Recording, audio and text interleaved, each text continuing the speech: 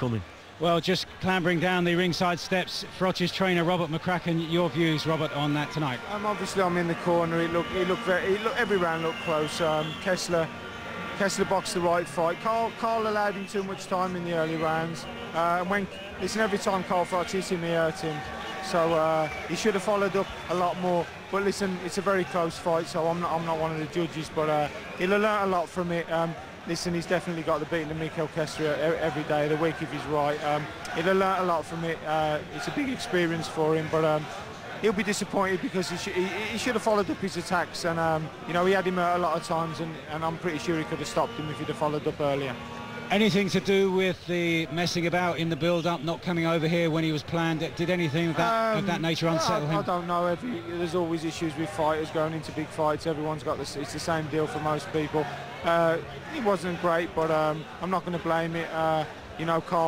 Carl's learnt a lot from that tonight. He needs to be busier, and he showed he can take anybody out. And Kessler was badly hurt a few times. He just needed to follow up. It's as simple as that. Rob, you said if he's right, he could beat him, every day of the week.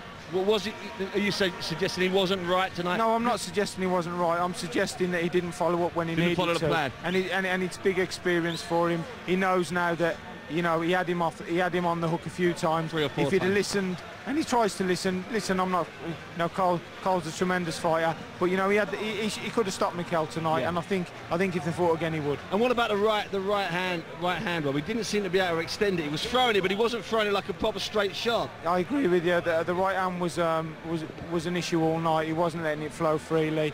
He was a little bit tight at times, but boxing's the hardest game in the world, and you're going to have one bad night in a career, but it's a night where he'll have learned every lesson he needed to learn. And let's be honest, it was a very close fight, and he could have stopped Kessler if he followed up many times. Robbie, we was listening to you obviously in the corner, and we heard Carl say about the body shots.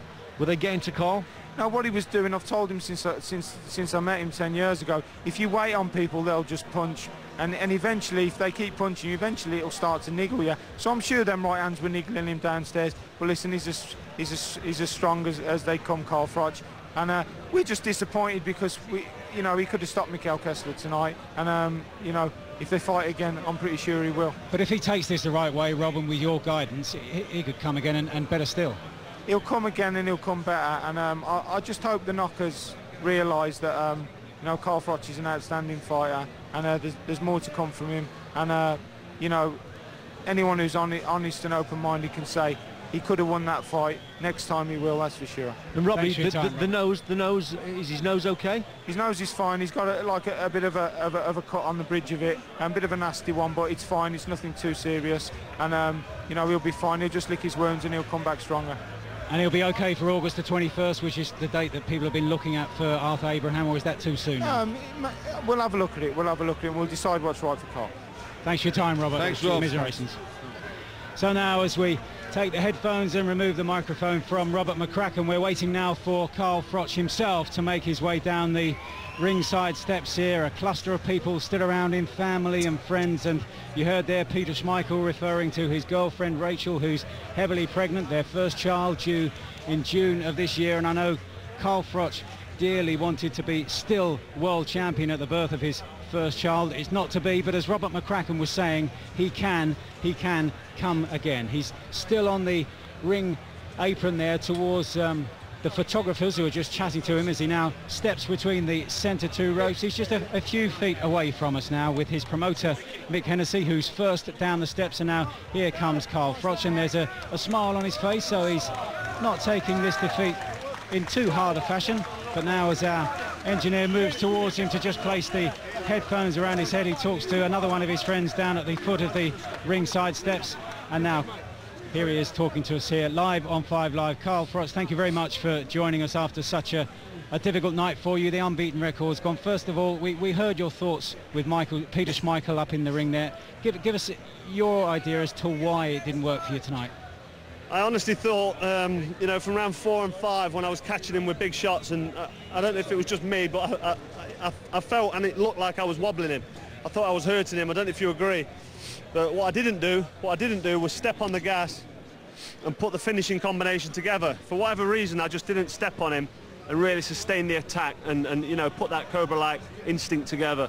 No excuses. I thought I was winning, and I thought I was doing enough to sustain a good, you know, a clear victory. But you've got to be careful when you're boxing away from home.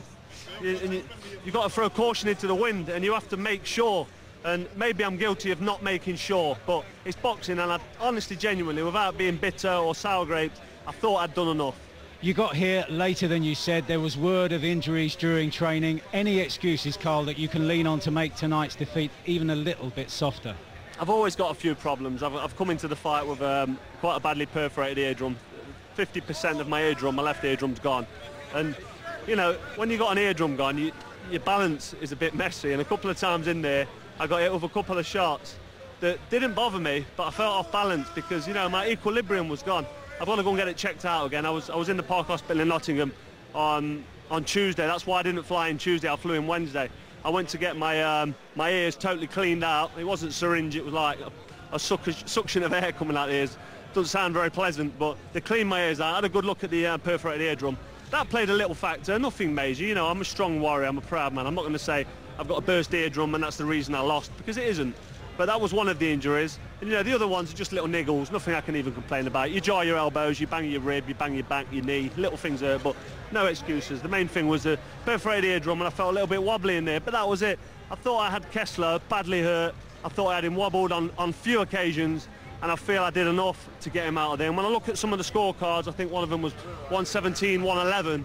Even, I was never going to win that fight on the judges. I was never going to win. So it's upsetting, it's bitterly disappointing, and it's a little bit of a sham when you look at it like that, because, you know, you come away and you lose a home crowd decision, and it's upsetting, it really is. I think if that fight was in England, in Nottingham, I would have definitely won the fight, and it would have been quite a clear one. But as it is, Carl, the unbeaten record was gone, and with it, the title that meant so much to you. Exactly, I've lost the title. I'm absolutely devastated. I'm gutted. I'm not going to make no bones about it and say that I'm not bothered, because I am. That's my proud green belt. That's the WBC world title that I worked so hard to get. I fought Jean Pascal for it. I defended against Taylor, as you know. I beat the next best in line, Andre Durrell, and I've just lost to Mikkel Kessler. And I feel Mikkel Kessler's he's probably going to grow from that fight, and he's probably grown from the loss from Andre Ward. Andre Ward's a great fighter, and he put it on Kessler and outboxed him, but, you know, from round 2-3, Kessler was badly hurt with cuts, badly hindered, away from home in America. There's plenty of excuses Kessler could make for losing that fight. He didn't have them excuses against me. I think we clashed heads a little bit in round 9 or 10, and we both got a cut. His badly opened up. And I don't know if I took the foot off the gas. I'll have to have a look at the fight. I don't know if I took the foot off the gas or if I took a little bit for granted, but I still think I did enough to win the fight. I really, really strongly think I did enough to win. Carl, what about the body shots?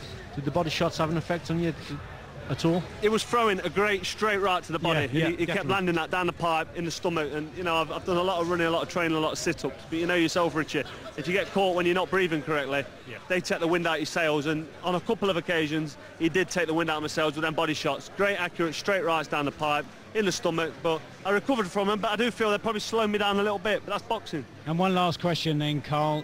You were scheduled to face Arthur Abraham possibly in August, maybe Nottingham, maybe Berlin. A cut on the bridge of your nose, a cut by your left eye. Is that going to happen now, or is that too soon? I'll have a look at what the doctor does. I'm happy to get straight back in the gym.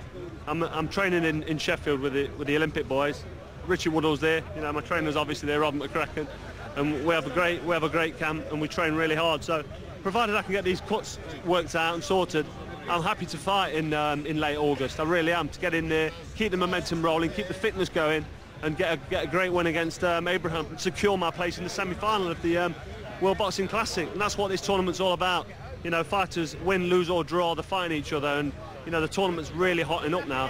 I'm absolutely devastated I've lost the fight. I'm totally gutted, but I'm still in it. I'm still in the fight. I'm still in the tournament, and it's down to me now to make sure I get this fight won with Abraham and get in the semi-finals. Well, thanks for your time, Carl, and commiserations tonight.